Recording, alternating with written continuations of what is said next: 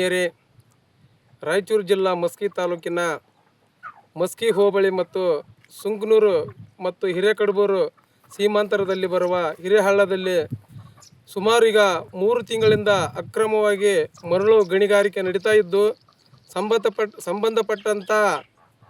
ಹಿರಿಯ ಗಣಿ ಮತ್ತು ಭೂವಿಜ್ಞಾನ ಇಲಾಖೆಯ ಅಧಿಕಾರಿಗಳ ಗಮನಕ್ಕೆ ತಂದರೂ ಇದುವರೆಗೆ ಯಾವುದೇ ರೀತಿಯ ಮರಳು ಗಣಿಗಾರಿಕೆ ಮಾಡುವವರ ಮೇಲೆ ಕ್ರಮ ಕೈಗೊಂಡಿಲ್ಲ. ಹೀಗೆ ಸುಮಾರು 3-4 ತಿಂಗಳುಗಳಿಂದ ಅವ್ಯಾಹತವಾಗಿ ನಿರಂತರವಾಗಿ ಅಕ್ರಮ ಮರಳು ಗಣಿಗಾರಿಕೆ ನಡೆಯುತ್ತಿದ್ದನ್ನು ಕಂಡು ಪೊಲೀಸ್ ಇಲಾಖೆ ಮತ್ತು ಕಂದಾಯ ಇಲಾಖೆ ಹಾಗೂ ಮೈನ್ಸ್ ಡಿಪಾರ್ಟ್ಮೆಂಟ್ನವರು ಕಣ್ಣಿದ್ದು ಕುರುಡರಂತೆ ಕಿವಿದ್ದು ಕಿವುಡರಂತೆ ಇವತ್ತು ಇರುವುದನ್ನು ನೋಡಿದರೆ ಇದರಲ್ಲಿ ಅಕ್ರಮ ಗಣಿಗಾರಿಕೆ ಮಾಡುವಂತಹ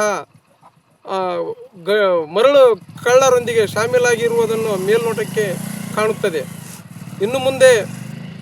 ಸಂಬಂಧಪಟ್ಟಂಥ ಇಲಾಖೆಯ ಅಧಿಕಾರಿಗಳು ಹಾಗೂ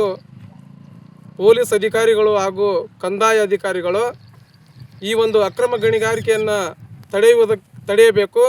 ಮತ್ತು ಅಕ್ರಮ ಗಣಿಗಾರಿಕೆಗೆ ಬಳಸುವಂತಹ ಇಟಾಚಿ ಹಾಗೂ JCB ಮತ್ತು ಇನ್ನಿತರ ಟಿಪ್ಪರ್ಗಳನ್ನು ವಶಪಡಿಸಿಕೊಂಡು ಸೂಕ್ತ ಕಾನೂನು ಕ್ರಮ ಕೈಗೊಳ್ಳಬೇಕೆಂದು ಈ ಮೂಲಕ ಒತ್ತಾಯಿಸುತ್ತಿದ್ದೇನೆ.